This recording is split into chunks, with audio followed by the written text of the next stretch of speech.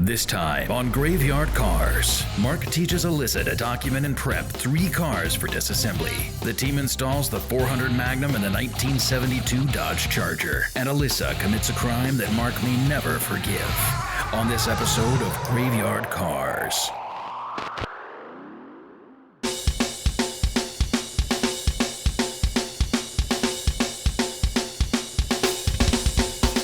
In case you missed it, we started working on Mr. Bill Goldberg's 1968 GTX 440 4-speed car. I did the body and prep work on the deck lid for the V-Code Challenger. Will did a phenomenal job prepping and painting the 1967 Hemi GTX convertible. And Will and I faced off mano-a-mano Top Gun contest to see who was the best painter.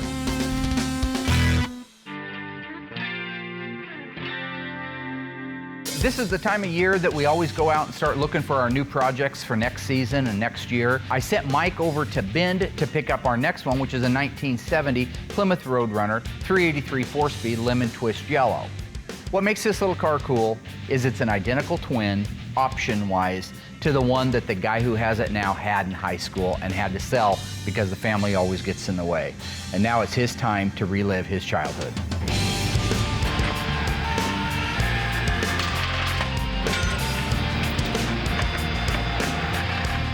As soon as Mike gets back with the Roadrunner, I want to get Alyssa, move the car inside, and do an inventory with her. This is a great opportunity for her to learn the VIN numbers, what should match, what shouldn't match, what a good car is to start with, and what isn't a good car. So these are the things I'm doing to acclimate her with the business. It's also one of the things that we do on every single car before it gets disassembled and sent off to the media blaster. Hello. Hey. Put this one under Smith. He just traded that in. Oh, that's the title, so keep it in the file. Had a guy call me up wanting to do a restoration on a 69 Roadrunner. He wanted to use the 2008 Challenger as a down payment for the restoration. They're cool cars, I love them, so I'm more than happy to make that deal go together. This particular car has 697 original one-owner miles. So the guy that has the Roadrunner that we're now restoring, he bought that car brand new. It's never seen rain. It's never been driven in the rain. It's always been garage kept. It is a mint condition 2008 Challenger SRT8. Oh my gosh, wait, so, Traded. hold on. Wait, so whose car is this? It's mine now. It's your car? This is here? I didn't see it get delivered. No, it's out on the side of the building. I can't believe we have this. This is beautiful. Uh-huh, isn't that gorgeous? Hemi? Uh-huh. Brand It's an new. SRT8. It's a nice car. Let's go drive it. Come on. Hey, no, seriously, you gotta quit smoking that stuff. It's gonna kill you. What do you, my dad's let me drive his car before, but it's not a Hemi, so, and I never really drove it. I just kind of run errands around for him. So I would love to drive a car that's this fast. Just register the car, you ain't driving it. Have a nice day. What we're doing right now is, this is Darren's old car. Once he left the show, he wanted to sell his car. I found a buyer for it. The buyer's on the East Coast. He's motivated to actually finish the car, so that's what we're doing right now, is getting ready to do the disassembly on it. The motor's rebuilt, but we've got to take it over to the engine stand, disassemble it because it's probably got contaminants in it, tear it down, clean it. But a lot of work has been done drivetrain-wise, so we're going to preserve that. But the body really needs to be restripped and gone back through again. So that's what we're getting ready to do right now. Get a little spillage going here. Did you ever get one? All right. Figure while the radiator's draining, I'll get as much stuff off of there as I can and then pop it out of there. Mike's working on the control arms and won't take us too long. We'll have this baby all blown apart here. About got the radiator out. Yeah, what's going on there? Well, that's not even bolted in. It's just got one bolt in it. Ha! Guy's got one bolt in the steering column. Oh, really? The whole bolt. One whole bolt holding it together. Yeah. Yeah, that's my boy. That's my butcher. Is the Detroit joint connected up there? The knuckle? Yes. Has it got the pin in it? Turn it. No. Okay. Almost there.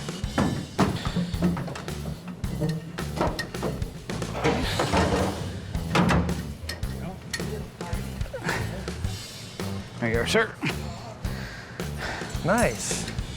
It's a really cool car. I mean, no matter how you slice it, this is one of 916 1970 Dodge Challenger RTs. It's a 440, 375 horse U-code 4-barrel car, 4-speed, 354 Dana, which is an A33 track pack. It's FC7 Plum Crazy, white longitudinal stripe, black vinyl top, no hood blackout, no V21 on the hood, and no spoiler. So the car's gonna be stunning when it's finished. It's gonna be a lot like our purple 6-pack car as far as just in your face right now colors.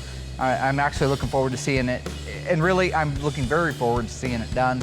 It's done its time in purgatory. Its previous owner didn't give enough of a care about it to put it together and spend the time and the money it takes to do it. So now that the new owner has it, I'm excited to be a part of the build. It'll go really quick, and it'll be a nice car to see back on the road again. Okie dokie. Good? Come Yep. down. And then just try to go straight down. Okay. Yeah, it'll probably scratch a little of the inner fenders. That's okay. We've got to redo the engine compartment and everything. We're We're good? pushing hard. It's good. Sound. Beautiful. That engine was actually taken apart and rebuilt about 12 years ago. Darren had a buddy of his build it that's a really good engine builder. And so it's been together and it's been ran a few times. I'd try to get him motivated to work on it, and we'd fire it up and get it running, and he would get excited for a day or two, and that would be it. So it has been ran. It's never been driven. My guess is it has an hour, maybe 2 hours on it since it's been completely rebuilt. Everything went really well on the disassembly. It's kind of sad that Darren took 15 years to do what you saw, and we got it apart in about 45 minutes. But now that we've got it disassembled, we're going to take the engine and transmission over, take those partially apart to see if there's any contaminants in them. It's a brand new engine. It's just been rebuilt. Doesn't have any miles on it, but we'll need to disassemble it, clean it, and put it back together again. But overall, we did really well. Now that we have our 70 Challenger 444 speed off of the lift, I can bring the next car in and go over it with Alyssa, doing the documentation and the ingesting of the vehicle. Our 400 Magnum still needs to have the final detail and assembly done on it so we can get it back in the car. And my daughter Alyssa commits a crime that may not be forgivable. It has been established that the unburied dead are coming back to life. They're coming to get you, Barbara. I would be doing this whether Alyssa was here or nobody was here, because this is what I do is I inventory the cars. For me to be able to report back to the owner, yes, it's the numbers matching engine like you suspected. Yes, it's the numbers matching transmissions. Yes, this car has been wrecked here, or no, it's not, or you misrepresented it. These are all the things that I need to know. And secondly, my insurance company needs to know. Hey, are you busy? Well, no. What are you up to? Okay, can you grab your notebook and a pen and come on down? I want to inventory another car with you. Oh yeah, that'd be awesome. I'll grab it. Hey. Hey. Okay, let's do, first off, see if you can get, now there may be bees. I just moved Oh this my thing in God. from outside. Terrible. Okay, this is an original, listen to me, it's a wrapper. It's gonna work out, it's okay. I don't know what it is, but it's Or not why the point. it's in there. I don't even know why it's in there, but you could get stung, and if you'd like to go into prophylactic shock, you can. Well, I'm not allergic to bees, so. Okay, well, prophylactic shock doesn't exist. It's anaphylactic shock. That was a play on words. I'm about to quit. We're like 2 minutes Okay. into the day. All right. What kind of car is this? Can we just, I don't know, Dad. What is this? Honey, come on, you It's a gotta GTX. put, okay, it's a GTX because it says it right there on the Yes. side, right? Okay, what year is it? 72? No, your VIN's gonna tell you everything, so I want you to read the VIN. What's the first letter? R. That's the Plymouth lineup. What's the next one? S. That means it's a GTX. What's the next two? 23. That means it's a two-door hardtop. That means the back windows and the front windows both roll down. That's what a hardtop means. Okay. 21 is a post, where the back windows don't roll down, but the front ones do. What's the fifth digit? L. That's a 375 horsepower Super Commando 440. Sixth character. 9. That's the year of the car. What year is it? 69. Yep. So write down your notes, 1969. What's the 7th character? Looks like a 6 or G or 6? A G. Okay. St. Louis. So the car was was built built? in St. Louis, Missouri. Write all this down, right? Car was built in St. Louis, Missouri. It's got a 375 horsepower, 440 Super Commando engine. It's a true GTX according to the dash VIN. Our job is to make sure that the rest of the car matches that. Okay. All right. Pretty original old interior. You'll see a lot of mold. Okay. Yeah, smell the mold. This car's too. out of Illinois. You can smell it. Right? What do we have for seats in this car? Look like they're black vinyl Black vinyl, and is that a bucket or bench? bucket. Yeah. Okay. Code for that is C55, Charlie 55. Does it have a console or no console? Console. Console is what goes down the middle of them. That's correct. Is it an automatic or a 4-speed? 4-speed. Take a good look. Don't Automatic. guess. Use your head. It's an automatic. Okay. Okay. If you look, first of all, that shifter is not going to go into 4 gears plus reverse. Okay. Look down at the pedal. You see one big brake pedal, and you don't see a clutch and a brake pedal. Yeah. That's an automatic. Okay. Okay. Tell me about the outside of this car. What color is it? Teal. Okay, let's go with that for now, since we don't know for sure. Wheel opening molding, we know we're gonna end up replacing all those. But basically, looking down the side of the car, it's a pretty darn complete car. This guy's dad bought this brand new in 1969. Wow, We've got that's about cool. a dozen of them here that they bought new, which is almost unheard of in today's world. I know, that's really cool.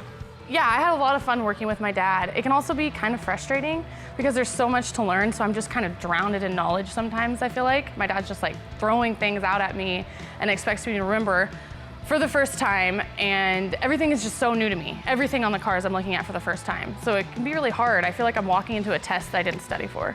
All right, Okay, class Dad, thank is you. dismissed. What's the alphanumeric code for a 1969 Plymouth GTX with a 440 in it? The engine designation letter. The letter in the VIN that tells you it's a 440 is? On this car? No. I don't know, God. L. Okay, L. Like lunatic. You just learned that a few minutes ago. She's getting there. She's doing a good job.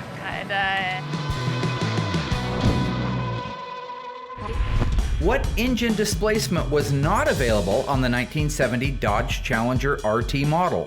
Was it 383, 340, 440 6-pack? The answer coming up after the break. This incredible story becomes more ghastly with each report. So what engine displacement was not an option on the 1970 Dodge Challenger RT? The answer, 340.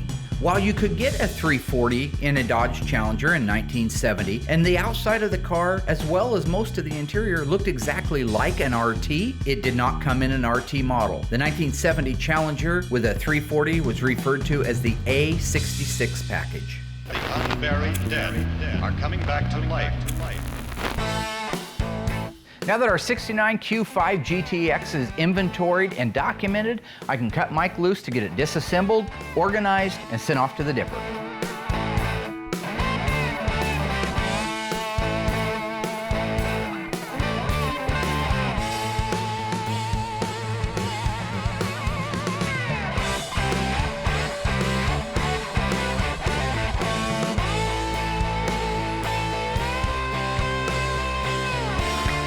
All right, fall off there, you stupid piece of For sakes, what the going on? Come on.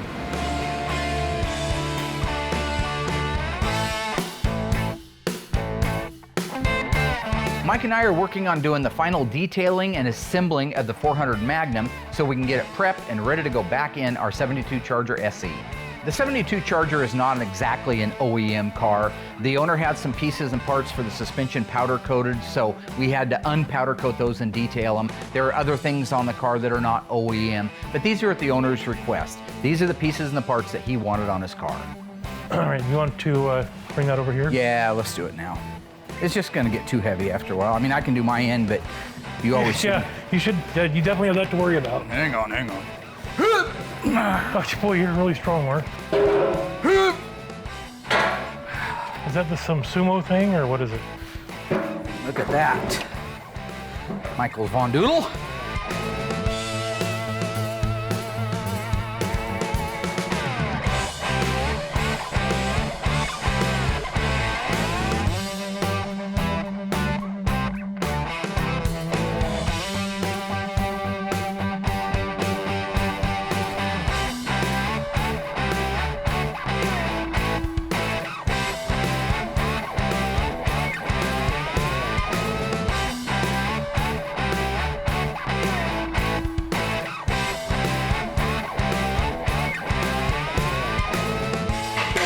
Hey, gorilla. Yeah, completely. Wait.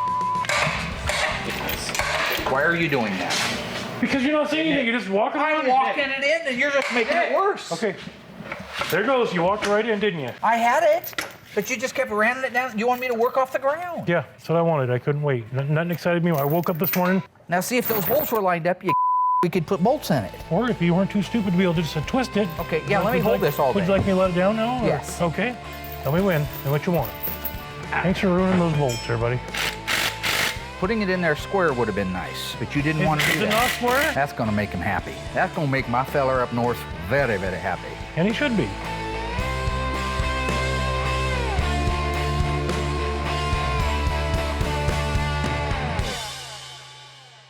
Mike and Dave are doing the final provisions to be able to install the 400 Magnum in the SE Charger.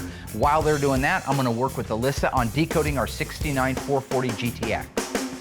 So you've done enough of these now. I want you to start this one on your own. So you start with writing down the VIN, and then walk the car, inventory it, and tell me what's missing. We'll just start with that. I'm getting ready with our little book. These little pocket books we get from Galen Govier. He's been printing these for years, called little white books. Anyway, it'll have information in it that'll tell you exactly what that VIN represents, what size engine it is based on the VIN, where the car was built based on the VIN. And I want her to start learning that more rather than me just coming out and rattling off, hey, this is a XXXXXXX. This way she can look it up and it'll mean more to her. I think it'll stay with her more. So as soon as she's done with a basic walk around, then we can do that. So the first one is gonna represent the car line, which is the Pullman. Why is there a heart over the eye on Hemi? Hemi's a man thing. Hemi is punch people in the face. Hemi is kick you in the nuts, and then while you're going down, you sucker punch him in the chin. That's a Hemi. It's not a heart. Go on. So then the second digit is gonna be the price class, which is medium. 2-1, what does that mean? Body type, and it's a two-door coupe. Two-door coupe. What's the difference between a two-door coupe and a two-door hardtop? We've done this several times. On a hardtop, the back window rolls down, and on a coupe, it pops out. Very good. See, we're getting there. The next one's gonna be engine, Which is what code? J. Okay, and what does a J represent? 1969, what does a J represent? 426 Hemi, What year was the car built? 69. Where was it built? St. Louis, Missouri. Very nice. So you decoded that all by yourself. That's awesome. Yep. That's awesome. Alyssa and I are just about done inventorying the 69 Hemi Roadrunner. A few little things. I think that the owner thought the transmission was the original numbers matching, which it's not. It's not even close. Tell me what that VIN reads. 7C, right? There you go. 7C 195079. And that matches the transmission, right? The engine and 7C transmission are out of a 1957 1977 model full-size Chrysler. 79, yep. And I don't know what assembly plant C is, but it's none of them that count. Now the front, for some reason, is missing the torque boxes. Why would that be? There's no front torque boxes or subframe connectors that are mandatory on the Hemi car, so it could have been overlooked at the factory. Kind of an interesting thing, because the rest of it sure looks right. The only thing we really have left is we had to take the seats out of it so we could get the trunk open because we couldn't find the keys. We're gonna check the body numbers on the trunk lip on the driver's side. If they all match, we can prepare our report and give the owner a call. I think things are going great working with my dad. I've learned how to decode the VIN all by myself. Definitely still need to use the book. There's a lot to learn, but I think I'm doing really good. And I think that probably within a week or so, I'll be able to do the next car by myself. Because of the obvious threat to untold numbers of citizens, this station will remain on the air day and night. They're coming to get you, Barbara. I really love this car. This is one of my favorite cars that we've had in the shop. Sorry, you ain't driving it. Have a nice day. I wonder if there's any way if I can get him to change his mind about letting me drive it. I have to appeal to his sweet tooth or caffeine. I think I'm gonna make him some coffee. Hello. Made you coffee? Oh, thank you. That's You're awesome. welcome. White chocolate ice mocha. Oh, that's awesome. Love Yeah. those things. Do you need anything else? Do you want any water or nasal spray or? Oh, I get it. What? I get it. You're not driving the car. What do you mean? You don't do nice stuff like that for no reason just- for me. You always keep I'm me just down, trying to hold me make your down. day beat me- easier. No. So I'm just trying to help out, see if there's You're anything not else I gonna can get do. No? No. So, Well, no, I remember what you done to the last car. You're not gonna drive again. fine then. Have a good day, Dad. I'll have a great day knowing you're not out tearing up my brand new car. Have a nice trip, Mario. This incredible story becomes more ghastly with each report. The unburied dead are coming back to life.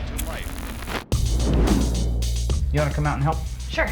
What are we doing? Okay, grab a pin, 68 Charger RT, okay? So this is the one we're gonna do right now. I am on a roll. Right now, we're getting rid of the document and inventory, our 1968 Dodge Charger RT, copper car, white interiors, the 440 automatic, numbers matching, one owner car. It's scheduled to get disassembled and dipped in the next 2 weeks, so I'm not gonna wait till the last minute. Now is the time. Who are the owners?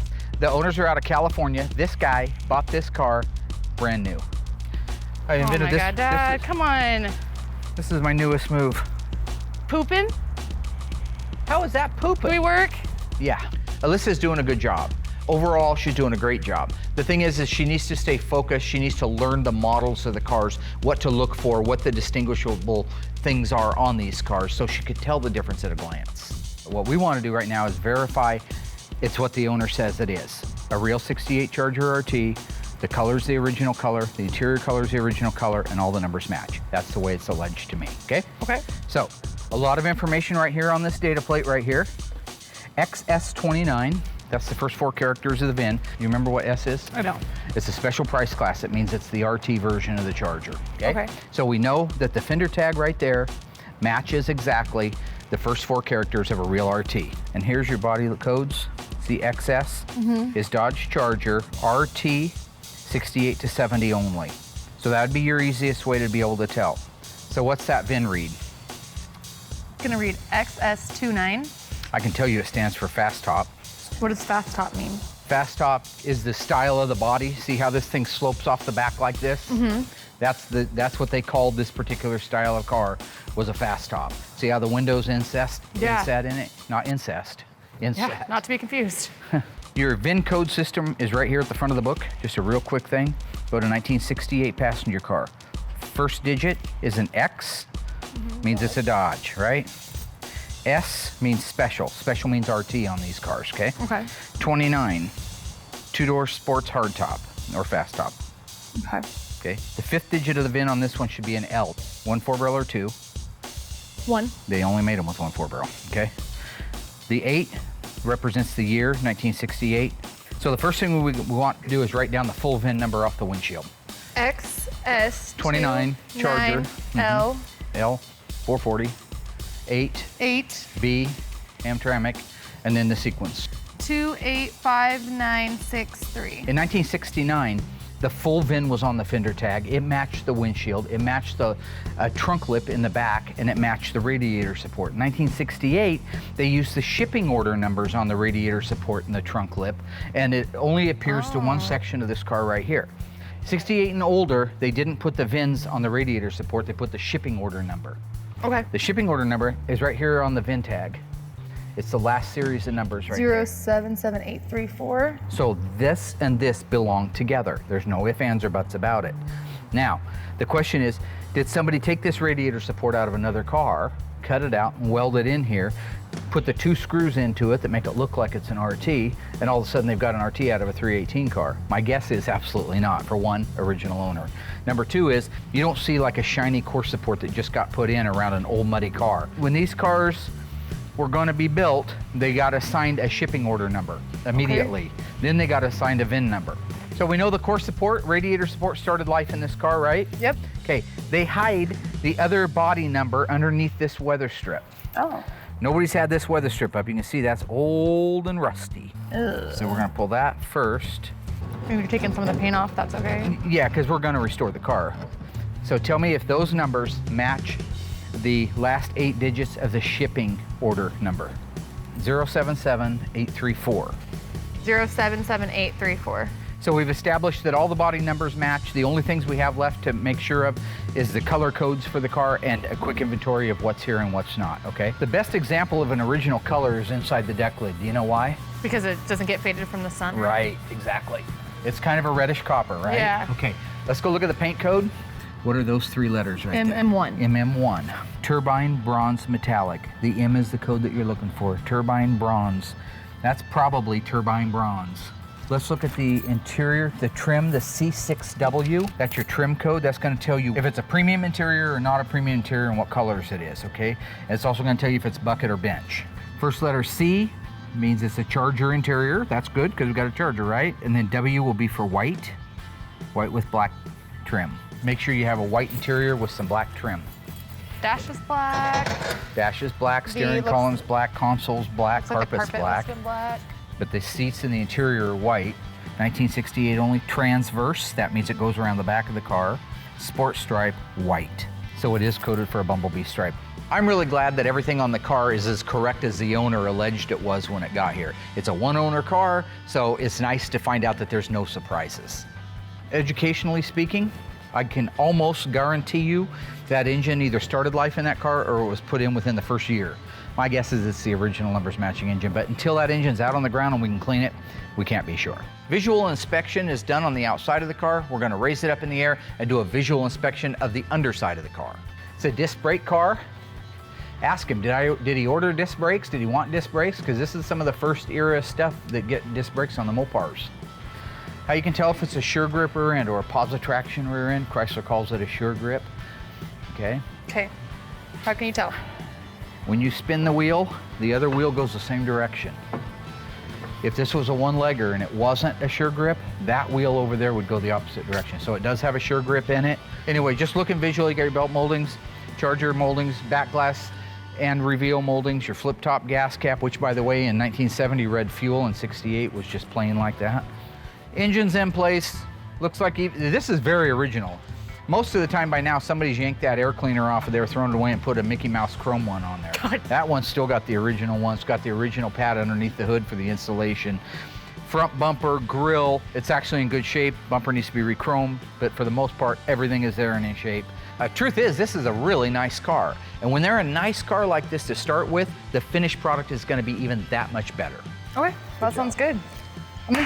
Fruit of my loin. No, God, how? Seed of my love. Why? True or false? In 1971, you could order a Dodge Challenger RT convertible with a 340. The answer coming up after the break. This incredible story becomes more ghastly with each report. So, true or false? In 1971, the Dodge Challenger RT convertible was available with a 340. The answer is false. Neither in 1970 in any model of the RT or in 71 could you get the 340 high-performance small block engine. However, in 1972 with the Rally Package Challenger, the 340 was the standard engine. First eyewitness accounts of this grisly development came from people who were understandably frightened. Right now we're getting ready to install the 400 Magnum 4-speed in the 1972 Dodge Charger SE. Everything's laid out, rounded up, detailed to the best of our ability. There is some aftermarket parts on it, and we're ready to go. This is the engine that had the failure with the oiling problem. Remember that? Yeah. The guy had left a galley plug out of the front. Yeah. Such a simple little mistake ends up tearing an engine apart to make sure, but everything looked good inside and looked like the rest of the engine was built out right, so we just put it back together again and detailed it up. 72 corporate blue is the correct color, even though the Edelbrock high-rise aluminum and the Holley Demon carburetor, none of those are factory. Obviously, the chrome valve covers aren't factory, the headers aren't factory, the serpentine belt. But I will say, it's cool. It is cool. It looks look nice. good. It looks For a group really of good. guys that have the most boring looking engines on the planet every day in our shop, it's kind of fun to have something flashy like it. And you like shiny things, so. Yeah, yeah. The 400's cool. I had a 400 and a 67 Dart I had, and I love the motor. It's a great motor, so it's good to see it, and it's really cool how we put the aftermarket oil pan and the Edelbrock intake and then painted it all blue to make it look factory. I really like the fact he did that, and the serpentine system's cool. Mike did a fantastic job putting the motor together. It looks great. Oh God. Oh, she squealed. We're just gonna put it in this car here, I think. Right, bud. One more? Yeah. Boy, not much. Right there. You want to put it in this car? Okay, are you? Don't be a. No, I'm not being it. You're being it. You're doing it. I ain't doing nothing. I'm just saying I want to line up. What the other whole- car do you want to All right. put it in? Left or right? Well, I don't know. You keep saying go to the left. Well, I Next thing you lined know, it we're right going to up. be in Bend installing it in a Vega. Let's let this thing down. I think you're getting pretty close.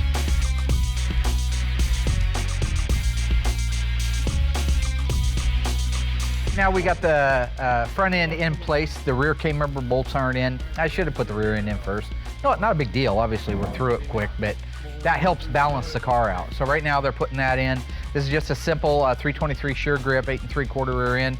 The car is a 404 speed, so the guy did order it with the 323 sure grip, which is really cool. Here in a second, they'll have the rear end located in position. Then we can raise the car up in the air, put the rear K-member bolts in it, button up the back end, and really all the suspension will be done at that time.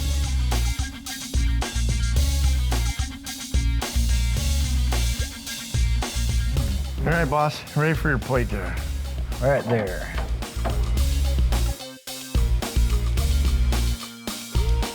Okay, can we go up? There's sockets over there if anybody's interested in tightening that side. Well, yeah, I mean, it can be tightened. I'm just thinking that right now we're ready to go up. Yeah. Tighten it once it gets up there. Yeah, go.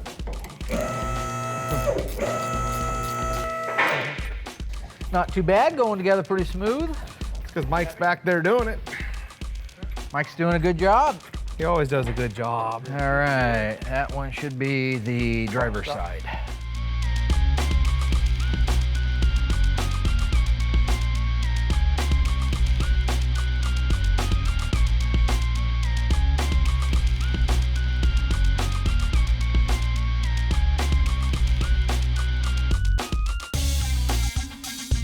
Working with Mike and Will, we're a great team.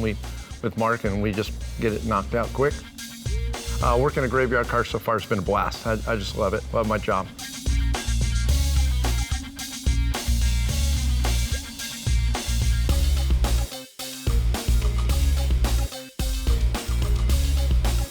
Everything went really well. We got the 400 Magnum and the 400 installed in the 1972 Dodge Charger. Did an awesome job. Mike helped out.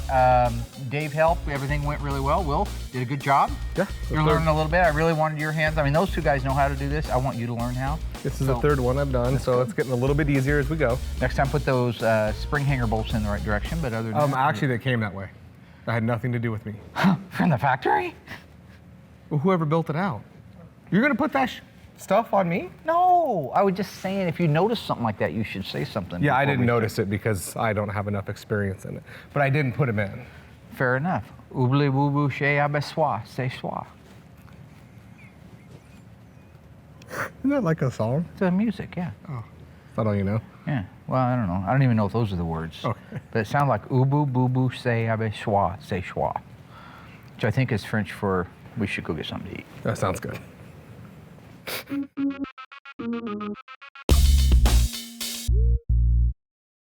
You know, this is a nice little Roadrunner to start with.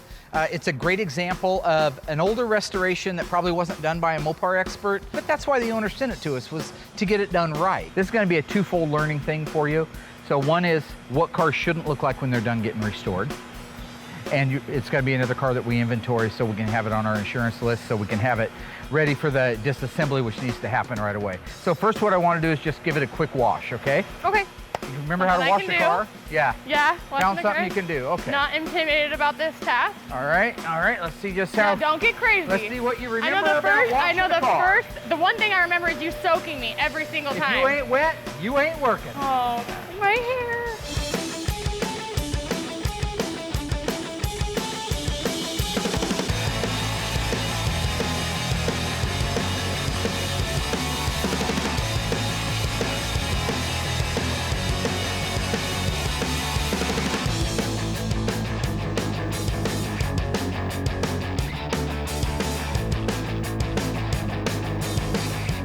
Right now I'm getting ready to move the Roadrunner around. We'll do a visual inspection on the ground, then get raised up on the BIM pack, do a visual underneath, check the numbers on it, validate it so I can communicate with the customer what we found.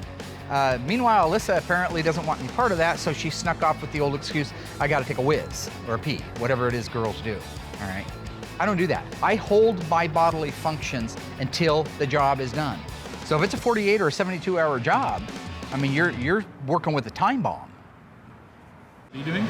So I'm gonna take the key for the Challenger out of my dad's office. Why? So I asked my dad if I could drive the new Challenger that he got, and he said no. So I'm gonna take it anyways and see how it goes. Because of the obvious obvious threat to untold numbers of citizens, this station will remain on the air day and night. This incredible story becomes more ghastly with each report. So I asked my dad if I could drive the new Challenger that he got, and he said no. So I'm gonna take it anyways and see how it goes.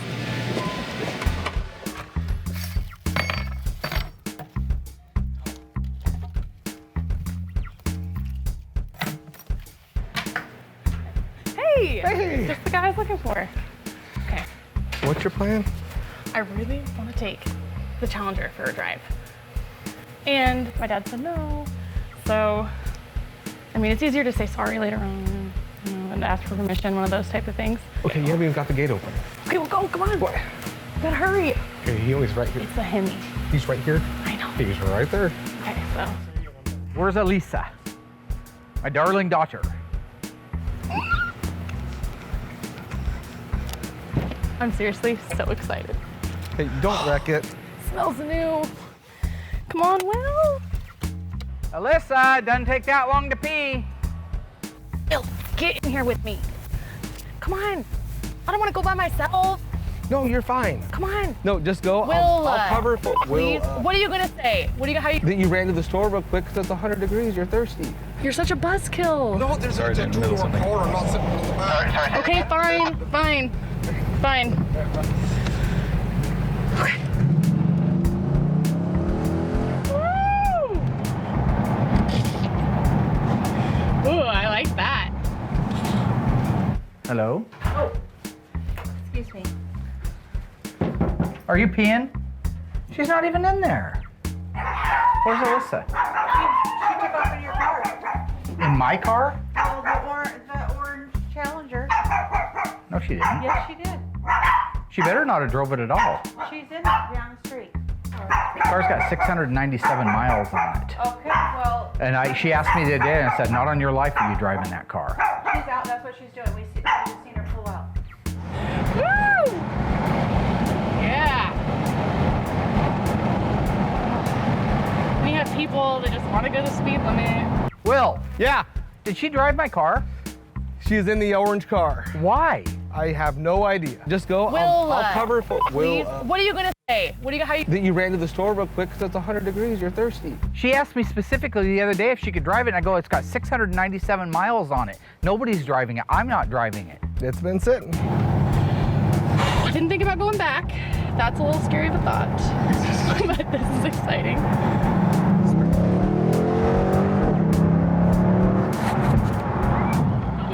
Hear that?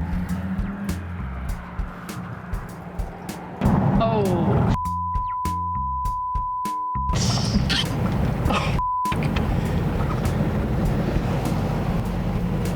Hey, you know well I told you not to drive that car. I specifically told you not to drive that car yesterday. Well, we just went around the block, Dad. No, we're gonna take that up later. That's bull. It was worth it. She asked me and I said no. The car's got 697 miles. It's a one owner. Go steal somebody's new car and see how they react. They might not be real happy about it. Oh, do I have to go on FaceTime right now? Maybe later? I don't know. Can I go home for the day? I was really shocked at how upset my dad was. I mean, I can understand a little bit that, you know, he didn't know I was driving the car, but I felt like he could be more understanding at the fact that I work around these really awesome vehicles all the time, and a lot of times they're not, you know, drivable for a long period of time, and here's a car out there that's beautiful, really nice, and brand new, and of course I couldn't, you know, go without driving it while it was here. Dad, I just, you know, who wouldn't want to drive a cool car? You asked me and I told you no. I don't understand why. I don't know. I just took it around the block. I'm mad. She defied my orders. She went behind my back. I don't even want to be around her right this minute. I think that'll last like 2 days and then he'll forget he was ever mad. It's gonna make for the awkward rest of the workday. If it's just a straight line, it's gonna be an I and not a 1, correct? It's gonna be a 1, they don't use eyes. I noticed this decal right off the beginning. Is it on any other Plymouth cars? It's not a decal, it's an emblem. Grab a flashlight. I drove the Cuda when it was done, and I really didn't have anything to compare it to, right? And so I feel like driving like a new Challenger now, anytime I get an old Challenger, I actually have something to compare it to. Well, looks like I'm gonna really have to talk to him. I don't know what you think's so funny. I don't think anything's funny, Dad. You will never drive another car here ever again. Whether it's a Mopar or restoration. Why? Because that car doesn't belong to you. That is not your car. I know, You but don't what own is the big anything deal? here. The car's got 600, it's an 08. Okay. Got that? What year is it? Oh, wait. What year is it today? Really, Dad? I What don't even year talk is to you it like I'm today? stupid. What year is it today? 2015? Yeah. How many years old is that car? What? Get to your point. My point is it's made it 8 years with 600 miles. Okay, so one now mile you just is put like 5 more miles on it driving it around with no insurance on it after I specifically told you not to drive it. Well, I didn't know it didn't have insurance. When I told you not to drive it, does that matter? Well, Do you think I had a Dad, reason just being mean? It's irresponsible. Okay, Dad. I think you're being ridiculous. I think taking somebody's car without permission is ridiculous. It's not like I stole it. You're my dad. It's not your car. You don't drive Okay. something that doesn't belong to you. What's the number of the VIN? So through all the awkwardness, I did end up getting some really good notes on the Roadrunner. Tomorrow I plan on starting a file for it and contacting the owner and getting some more information on it. But that's it. So that's our 70 Roadrunner 383 4-speed, numbers matching engine, non-numbers matching transmission, 8 3/4, FY1 yellow with black guts. All right, I'll give the guys the green light to disassemble it then. Okay. And you just remember you're never allowed to drive another car here as long as you live. Okay, Dad. I'm pissed because she doesn't understand the gravity of it. You've got a car with 697 miles that even I am not driving to preserve the integrity of the vehicle. It's made it nearly 10 years with that few of a mile. That makes that car really a tangible prospect for a potential owner. The more miles you put on it, the less desirable it is. Also the fact that when I say no, it should be no. I don't just say no because I want to keep somebody down or because I want to hurt her feelings. There was no insurance on the car on top of everything else. And the cars she has driven that were nice cars that we gave her as a teenager, she's destroyed every one. She's down to a 94 Crown Victoria. You know what I'm saying?